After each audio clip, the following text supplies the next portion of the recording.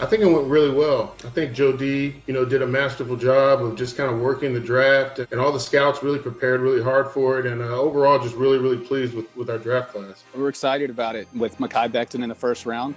Added some protection, picked up some more protection in Cam Clark later on, and then we went with Denzel Mims in the second round with terms of a playmaker on offense, and then added a couple other defensive players who were going to add depth, add competition, going to play on defense, going to play on teams, and we did the same throughout the second half of the draft and on day three, with adding a backup quarterback to add competition for number 2 in Morgan, and then continue to add depth in the defense, the secondary with Bryce Hall. I thought it went quite well for what we were trying to achieve as an overall picture of the draft. We added size, we added speed, we added a lot of character players.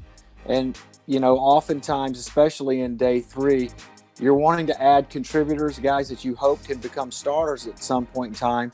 But also you're trying to add to the fabric of your locker room and to try to make your building better. And we certainly felt like we did that with some of the guys that we were able to pick on Saturday. Joe D, like I said, I thought he did a really, really great job of working the trade lines and just increasing the draft capital to add those picks. Really like what we felt was like the meat of the draft. We moved down in the second round and still able to get a player that we really, really liked in Mims, and also able to pick up more picks, in the second trade. So it added a lot of value to the draft.